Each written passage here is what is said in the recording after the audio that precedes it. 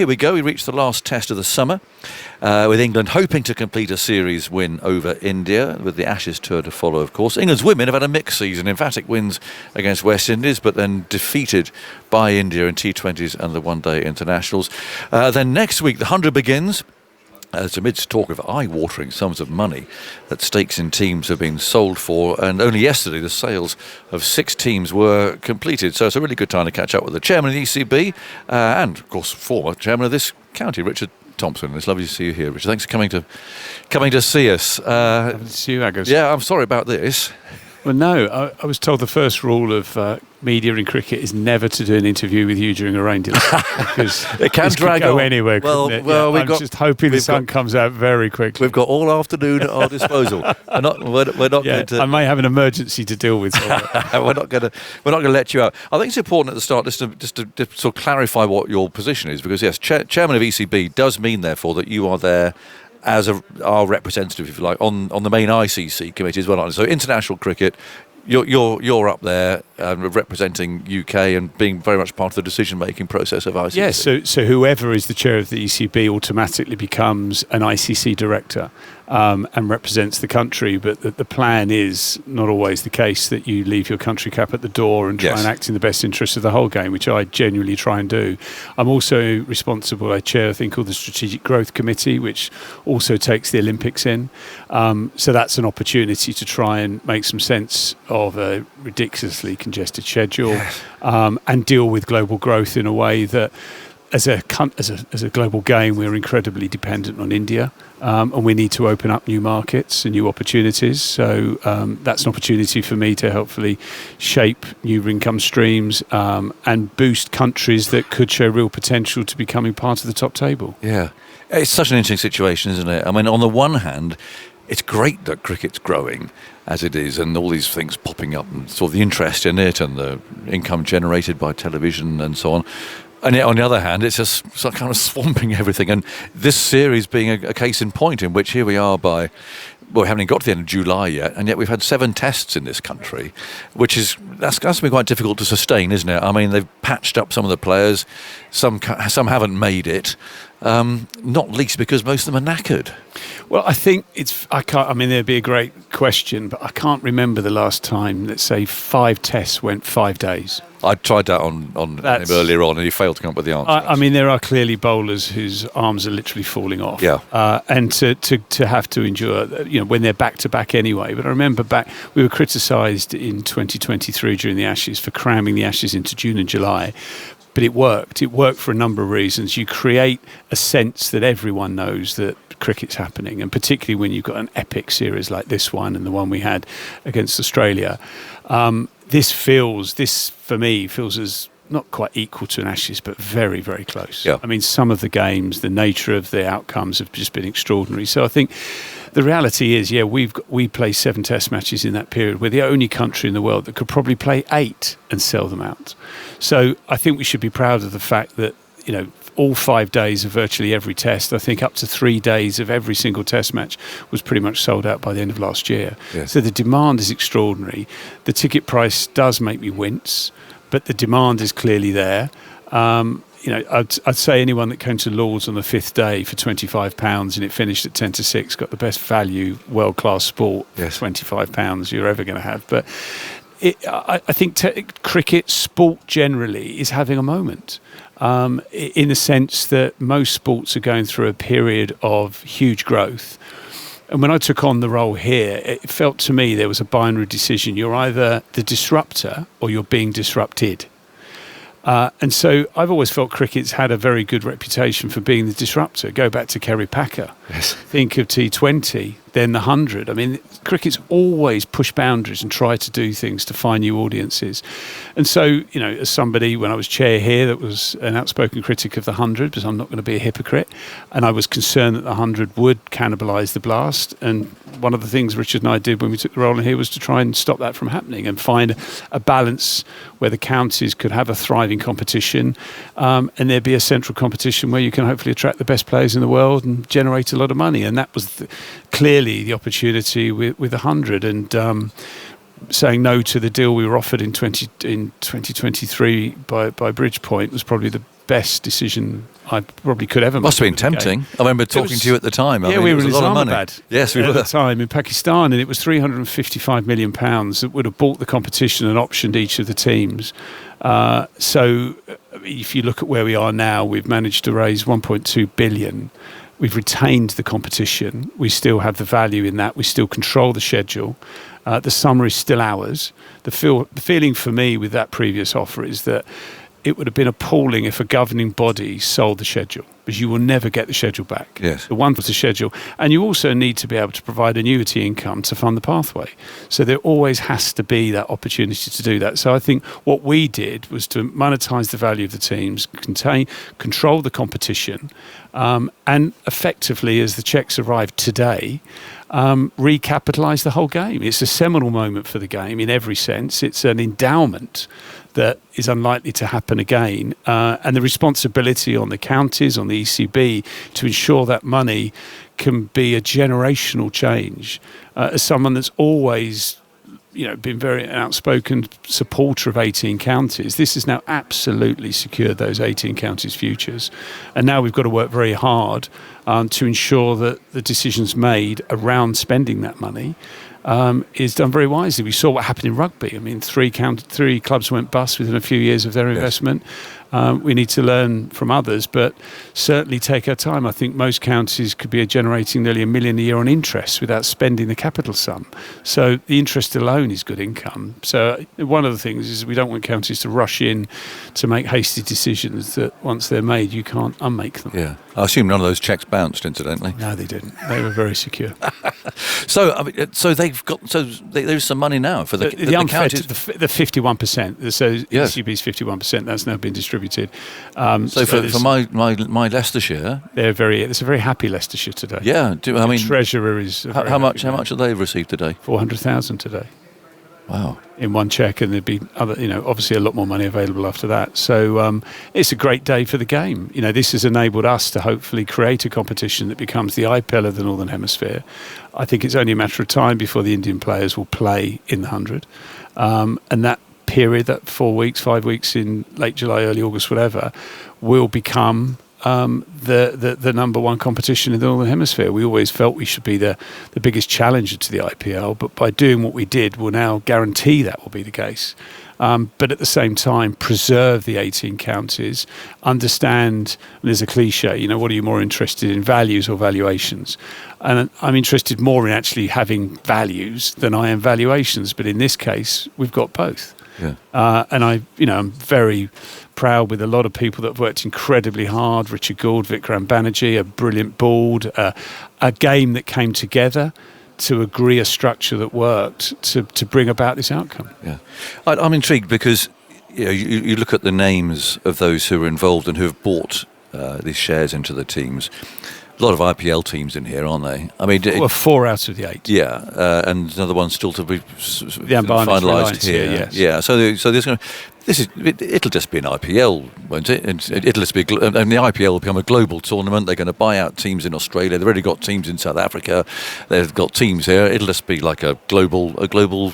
I'm not saying it's a bad thing, but the IPL will just become a global tournament, won't it? I think if it was an IPL takeover, it would have been. But the fact you've got people that have never invested in cricket, there are half the investors have never gone near cricket.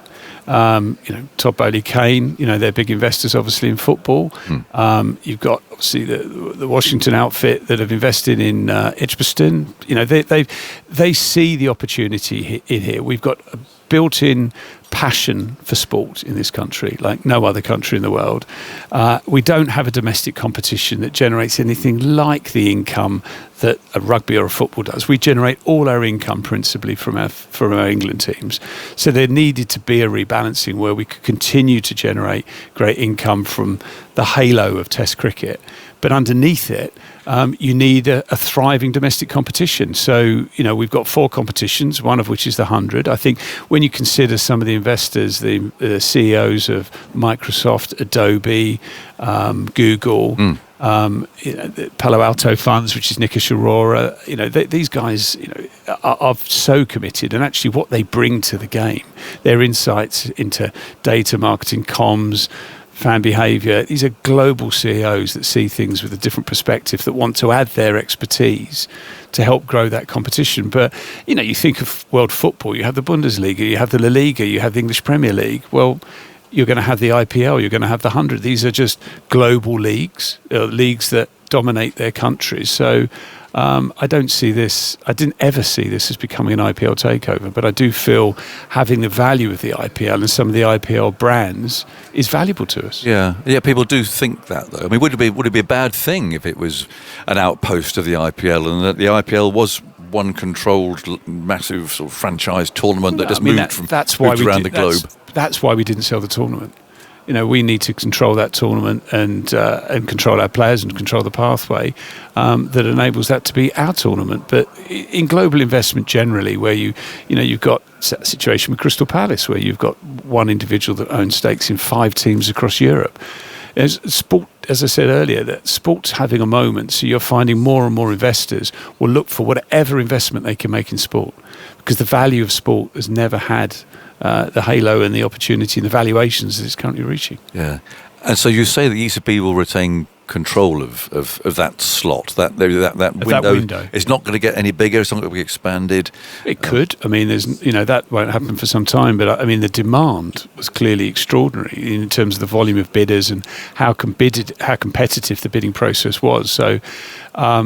Whether it goes to 10, possibly, but I think teams, but not. But what about the actual time? I mean, will a test series play? No, I think it's as much as someone that's just grown up on cricket. It does sometimes feel a bit odd that you're playing your final test at the end of July, yes. And that really resonated in 23. But now I recognise that as soon as you come up against the Premier League, football suffocates everything. We've had 2 months. We've had the Women's Euros, which is great, but that didn't hit us in the way, say, next year when you've got the World Cup in the US, but that will be a different time zone. So I think June, July has now become our natural window because the Premier League eats so much into August. Yeah. You say that you keep control of it, and I'm sure that is the aim. There's going to be 100 board, isn't there, I think? Yes. Yeah, okay. But you mentioned the men there and the people involved in this. These aren't people who are used to hearing the word no, are they? These are very powerful, very wealthy individuals who are used to getting their own way. Do you think that the ECB will, if they say, right, we want a 6-week window now, we want 2 more teams because my friend wants to come in and buy a team. I mean, that's going to be your responsibility, isn't it? And we're ready for it. At the end of the day, I'm used to in my career dealing with incredibly difficult people. The difference is these individuals have a genuine passion for cricket. If they just saw this as, say, a private equity deal, which they're looking to flip in 4 years, and they're looking for a return, they might have a very different view. But I think the type of investors we've got, clearly they've got very, very deep pockets. So they can allow this to grow and nurture and develop it. And they recognise as well that, we've created a very clear framework. They know where the boundaries exist. And they know that, the reason that, let's say, we've allowed the conversations or the negotiations to go on possibly longer than we imagined, it was just to try and get any of those creases ironed out now and not necessarily take that into the boardroom on the first day of the competition. So we all absolutely know what the parameters are. Yeah. You say there might be 10 teams, but they're a bit grumpy about the 100 in the southwest, aren't they? They don't think much of it down there. They haven't got a team unless they go to Cardiff. I mean, that's clearly one area geographically where there's likely to be another team. Isn't it? You could probably say, the northwest of Durham. I mean, there are 2 areas, but I felt for Somerset. I think there was a statistic that was quoted where they had 2 games at Taunton in 40 days or something. That's the problem. Ridiculous. Yes. That absolutely has to be fixed. And obviously the 50 over competition, the Metrobank competition has certainly helped there, but they need more product to deal with the peak of the summer. Yes. And there is demand for more cricket. So if there's demand, we need to find a way of satisfying that. So what can you do? What can you do to give people like the chance in Taunton, where it's a massively popular club, and all those around too, they come up from Dorset and Devon and everywhere else. What cricket can they? What can you offer them in August? Well, I think the demand is there to, as I said earlier, I mean, the possibilities of growing the competition, adding more teams is one way. The other way is to find ways of looking at the schedule. Obviously, at the moment, there's a lot of work going on by the Professional Game Committee to ensure that the schedule, both the volume of matches and how you schedule it, because the two sit side by side, enables there to be a season that has more of a narrative and has more continuity to it. In the way at the moment, it hasn't. Yeah. Well, I'm on the Leicestershire board. I'm not really, but I'm just pretending that I am. I've got a cheque for 400,000 arrived today. And I can do anything with it I want at Grace Road? Unfettered, yes. Wow. So what do you expect them to do? I think they know what to do with it, firstly, and if they've got very expensive debt, that has to go straight away. I mean, £400,000 is actually a very small part of what they will be getting. What do you estimate they will be getting? 28 million. So Leicestershire County Cricket Club is 28 million. Yes, it will have the opportunity to. Well, it will be getting 28 million, and we will be helping them shape what that 28 million will be invested in. And clearly, what they really need to do, every county, if there is debt, the debt can go. Secondly, we want them to be creating new ways of making money. So their dependency on the ECB, their dependency on purely games of cricket should become less. So you could go back to first principles and say, is that the right place to put Leicestershire County Cricket Club? And have a sense of just clear out any holy cows and recognise you've got an opportunity here to bring about generational change. It sounds like a lot of money. It is a lot of money. I mean, you couldn't necessarily, that's not enough money to go and leave Grace Road. No. But it's an opportunity to do something with it. One thing we know is that the majority of counties own their freeholds.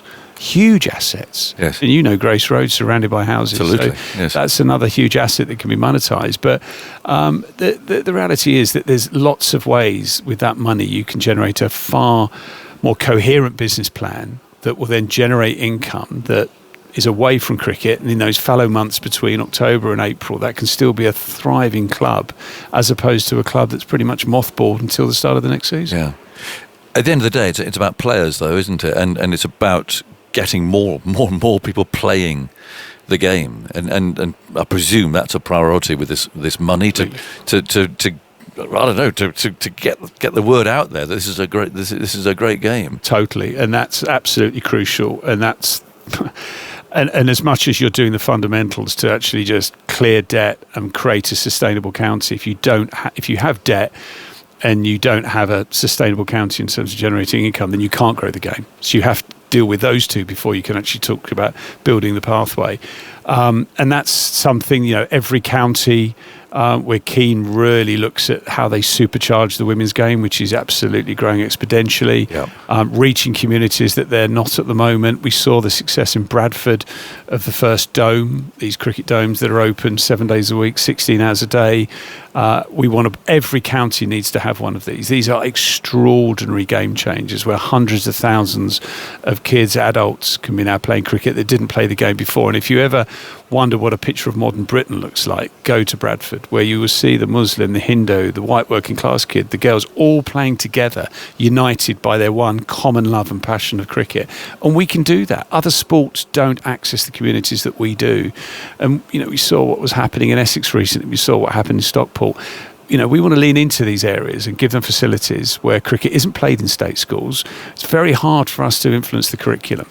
But if we can at least put facilities in, as we did in Bradford Park Avenue, they are game changers. So if we were to put in 20 of these domes, that would be probably 2 million kids that have never played cricket before will now have the chance, linked to local clubs, back into their local county. There's we know the brilliant work that ACE, Chance to Shine, Lord's Taverners, and the MCC Foundation hubs do.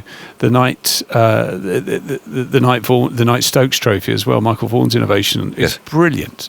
And things like that are so essential to making us a game for all, and not a postcode lottery depending on where you live. There's still the initial accessibility, though, isn't there? And it is still behind a paywall, largely. I know BBC has some 100 games. But there's still that, how do you fire kids' enthusiasm for a sport that if they're wealthy, they might be able to see it. If they're not, they won't. I think it's a good question, but with the digital support we get from the BBC particularly, and the way clips are put out there so quickly, most people watch on their devices. So in that sense, you feel you're part of it by the sense you're getting that wicket, that 6 over extra cover. That, it is very fast. It's really fast. So you feel like you're part of the game. I think we've probably got one of the best digital strategies of any sport that enables everyone to be engaged for free in front of a paywall. And the strength of the BBC digital networks, obviously TMS being absolute top of the tree in that sense, is fantastic for the game. And I think that combination enables us to get through it. And I mean, this year's a good example. Some of the numbers we've seen come out. Adam Mountford has been very good at sending me the numbers every Monday, and I would expect nothing less. They are extraordinary. Yes, they are extraordinary. And they have broken every record. So we've now have India and Ashes are pretty much on an even keel with regards to audience. Yes. Let's put your ICC hat on then, shall we, Richard? I'm talking to Richard Thompson, by the way, chairman of the ECB, because it's lunch. It looks a bit threatening out there. It's not actually raining at the moment, but the stewards have got a sort of pack-a-max on, just in case it should. We had a tremendous downpour here about half an hour ago. And so they've got the covers on. There's still a bit of water lying around. They've just about starting the mopping up operation, I think, down there with one of the super soppers. But I suspect, looking at that, we're unlikely to start, as we should do, at 1:30 or thereabouts. So we'll keep an eye on what's going on out there. You might be settling for a long spell here, Richard. I did warn you. You're off the long one, aren't you? Not really, no. You're coming in nicely, coming downwind. Okay. ICC. Where are we with Test cricket and ICC at the moment? You sit there, you hear the debates and the arguments and so on. I mean, when you see a series like this, which has been brilliant for Test cricket, hasn't it? It's had 5 days, terrific matches. You've had kind of toe-to-toe. You've had heavyweights coming off the ropes and fighting back. Bit of argy-bargy, which always helps to get people interested as well. I mean, it's had a lot, hasn't it? I mean, this series should really help. If there are any doubters about Test cricket, and I don't know whether Jay Shah, the new chairman there, is interested in Test cricket as one might hope, but he couldn't fail to be won over by this, could he? No, Jay genuinely is and absolutely recognises the pinnacle of the game is Test cricket, and careers are defined by winning Test series more so than winning World Cups. And so in that sense, the commitment from the ICC, my commitment on behalf of the ECB to Test cricket couldn't be any more. And a series like this is probably one of the single best adverts for the game that I think you'll probably ever have. And it has had everything. And I think in that sense, when you've got the world's best players slugging it out the way they have done, has been extraordinary. But I think, going back to your earlier point, that we have hosted 7 Test matches, including a neutral Test match to South Africa, Australia, and sold that one out. Yes. So the demand here is fantastic. We paid to bring Zimbabwe over to play at Trent Bridge. We're the first country ever to do that because they couldn't afford to come, but we felt we need to support them. You need to have a thriving game, and it as much as you've got great competition in, say, South Africa, India, Australia, you want more.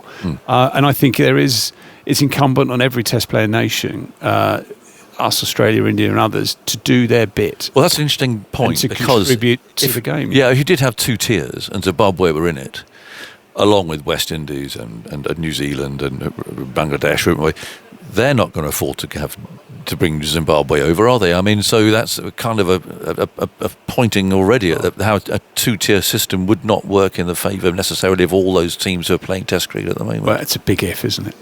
And it's the 2 tiers is a big if. Yeah, yes. It is. And I think as much as it's been talked about, we have to sort the schedule out. And the schedule isn't just Test cricket. It's ODIs having more relevance. It's this congestion of so many of the franchise leagues that are now eating into bilateral cricket. So having a schedule that makes sense and stepping back from it, and you have to look at it in the context where every country wants to own their window, so they've got their franchise competition generating income, and then they build their season around it. So it's making more and more bilateral cricket having less meaning. I mean, the worst example was when South Africa went to New Zealand and both teams put a B team out. That's awful. Something that was awful. And yes, you can't have that. You can't have that. And it was great that South Africa got to the final, but with a B team. And yet, something that I do find quite frustrating is when we're penalised for slow over rates, and we win a Test match, but we fall down in the World Test rankings. You can't. Slow over rates can't be more important than the quality of the team. No. You need both. Yeah. So just back on the 2-tier, it seems that I don't want to put words into your mouth, so correct me if I'm wrong, but you seem to be suggesting that 2 tiers is a means of freeing up a schedule rather than making it that 2 tiers is actually the best thing for the future of Test cricket. I think there's a couple. There's a lot of options we've got to look at. Tiers will be one of them, but we wouldn't want. As England, we may go through a fallow period, and that means we fall into Division 2 and we don't play Australia and India. Yeah. I mean, that can never What happens to your TV rights? Well, it couldn't happen. Yeah. So there has to be a sense that common sense needs to play out here. The World Test Championship could work better than it does. It's definitely improved the narrative. It's created a relevance. Seeing what it meant for South Africa to win, who are crushed by rugby in their own country, and just seeing players I know really well, like Graham Smith, in tears on the outfield. I mean, that was a real moment seeing them win. Right. As much as I was critical that they turned up with a B team to play New Zealand, it was still good for the game when the underdog wins. Yes. But the reality of it is the World Test Championship, if it was improved upon and certain changes were made, maybe you don't need 2 tiers of Test cricket. What you do need is a schedule that makes a lot more sense than it currently does, and that must include the volume of bilateral cricket you play in white ball and red ball, and recognising that from 28 we have an Olympics. So what happens in 2028 when we have an Olympics and our best 11 cricketers have got to go to LA for 2 weeks in the middle of July. Yes. So that's going to throw up some challenge. It's interesting, isn't it? Because the whole question of bilateral cricket, in other words, playing for your country, still surely resonates more strongly with most sportsmen and women than playing for a franchise team and you go and play for another one next week. That surely must still make the fire burn. Well, look at Harry Brook, who we hadn't even had a conversation with him about taking on the white ball captaincy. And he knows by not playing in this year's IPL, he is then banned for the next 2 years. Yes. That decision cost him several $1 million. And it wasn't even a thought that he wouldn't do that. And I know, again, going back to our Islamabad conversation, where there was a real sense that, is this the Packer moment? Is this when players start to prioritise franchise cricket over playing for their country? It could not be further from the reality of the dressing room that Baz has created there with Rob and a brilliant captain in Ben, has transformed the sense of everyone wanting to be part of that dressing room. And as part of that decision to make Baz both the white ball coach as well as the red ball coach has created that golden thread. So the desire for any English cricketer to play for England, I don't think has ever been greater. Yeah. 4-day games, again, that's something, 4-day test matches. We had one against Zimbabwe. It didn't last 4 days. But again, is that something that you hear regularly talked about around the ICC Not really, table? no. I mean, I think it made sense to do that against Zimbabwe. I think that was the right decision. But God, no, I mean, you could be playing 8-day tests at the moment. I mean, it's just some of the way some of these have gone. But I don't. Yeah. There's no serious conversations that I'm part of talking about 4-day cricket. Right. The Ashes then. Let's look ahead to that briefly. Preparation for that, and again, I don't know how involved you are in this and whether it gets kind of signed off below your level or quite how it works out, but do you think that one match against the Lions in Perth, Lilac Hill, which is quite lively there, I don't know if you've seen a game there or not, Dennis Lilly often turns out, and there's a lot of beer consumed, a lot of sledging, but that's when England play against a local team. England's players playing against the Lions and then going straight into a test match. Are you happy that that's adequate preparation for what is surely the most widely anticipated Ashes series has been for years? No, I mean, we're playing in New Zealand and we're playing a lot of 50-over cricket in New Zealand. And 50-over cricket, rather than T20, actually is good preparation for the batters particularly. If you look at Jofra Archer, who hadn't played a test match for 4 years, and what did he play, 2 games for Sussex before he played? He played one. One? Yeah. Did it make a difference? He might have thought so at Old Trafford. He looked a bit sore there, the old boy. I think by then he was, but I mean, he was absolutely as fresh as a daisy. Yes, he was. Played at Lords. Yeah. And Atkinson today, look at the way he's bowling, he's hardly played this year. Yeah. Yeah. So I think there are certain cricketers, and I think the way they prepare now doesn't require quite the level of match practice that they may have done in the past. But I do think being in New Zealand for the 50-over white ball competition just before they go to Australia is seen as good preparation. It's interesting because I mean, it just feels there's so much at stake for this Ashes. I mean, you must be feeling it. I mean, tickets selling. I've never been more popular. I'm sure. But a pitch inspection at 2:00. I'm hearing here. I've got to let you go in 10 minutes. Oh, that's 10. Is it tea now? Well, must be tea. Jeez. Well, see, my lunch arrives in 10 minutes, so I'm gonna to let you go. But it just feels that this. Again, we're so lucky, really, to have had this series against India, and then followed by the Ashes. I mean, that's. Oh, it's a fantastic. Yes, it is. But there's so much at stake, don't you think? Is that? I mean, do you feel it? There always is. I think the Ashes is just so extraordinary, and now India is a series that feels as important. I think, having 2 series back to back that have now I think particularly where you've got a sense, and I do feel for the players. I feel, and they don't. I know Baz and Ben don't care. It's a defining year for them, and this pressure. Yes, absolutely. For them, it's water off a duck's back. They love the pressure. They love the opportunity to play against the best opposition and go toe-to-toe to prove they are the best. And what we've seen this year is a maturity. There's definitely been an approach that maybe you wouldn't have seen 3 years ago. Yes. Were you a bit worried 3 years ago and more recently about some of the results and the way that the Baz ballers went out and played really quite recklessly at times? Did you think that was right? Well, at the end of the day, I mean, there's when I spoke to Baz, and and I've got quite close to Baz now. Baz is an extraordinary individual. There's so much more depth to him than people recognise. He's so bright, and he talks about game theory in the way that Rob Key talks about game theory, just in the sense that you can never feel you're playing one series. You're playing the infinite game. You're playing as the long game here. You're trying to create a legacy that goes way beyond one series or one World Cup and just keep getting better. And that sense that where you used to play a series and things went wrong, and let's say what would be literally locked into the constitution of English cricket, you lose a test series in Australia, that means you have to have a full domestic review of the whole English. We have to blame the counties. It's largely ignored. Yes. And then we go again, and that's the cycle. Yep. But the reality is that you may lose a series, but there will be positives. There'll be things you want to take from that and keep topping up, rather than feeling like you lose a series, right, we've got to throw the baby out the bathwater and start again and have a full reset. And I think what you've seen happen over the last 3 years is learning from each of those series or a match that you lose at, what will we have done differently, what could we have done better, rather than believing we've got to change selection. And I think that's a big factor here, how players have been backed, that you're good enough for a series, we're not just judging you on one match necessarily. And I think in that sense the players then have more confidence, they can play with more freedom. Yep. And they know they've got a sense of clarity in what's expected of them as well. So I think this is so much more longer term thinking than has gone into the game now than probably people fully recognise. We'll show that in the 80s. But it was, the revolving doors. Well, you could be here, and I remember the late great Joe Benjamin playing for Surrey, got a five for here, playing for England, and then get picked on Ashes tour, and didn't play. So this has got to be far longer term strategic thinking. Where I think in the past it's very tactical. They feel under pressure from the media. They make a change that they feel pressured to do, when actually the right thing would have been done just to back what's in front of you. Yeah. Last topic then, Olympics, Richard, and how's it going to work?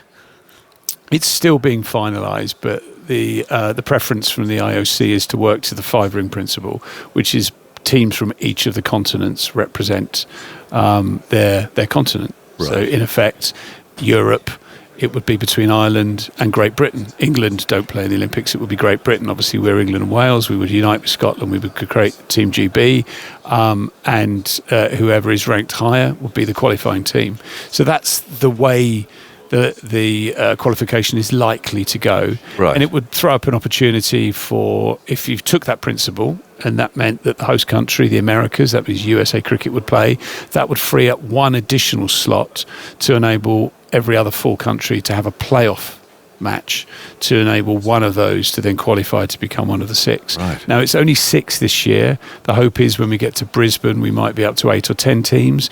And in 2036, there's a 3-way shootout between Qatar, Saudi and India. And clearly the real hope is that India get it in 2036. And in which case, cricket will be front and centre. And who knows, it could be 10 or 12 teams by that stage. Yeah. So at this stage, we are there by the invitation of the IOC. And on that basis, you abide by their rules.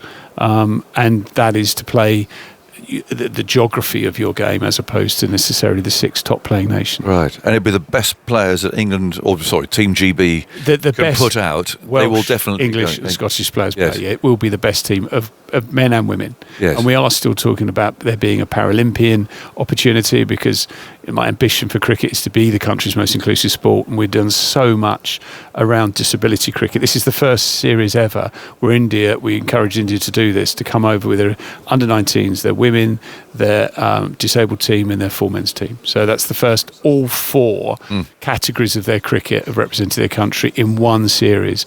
And so certainly the Paralympics has become a huge movement. And we believe strongly that in LA, certainly in Brisbane, our Paralympians should be represented too, alongside the men and the women. Yeah, a bit of a niche point, but pitches, because you're playing the men's in the Olympics, followed by the women's.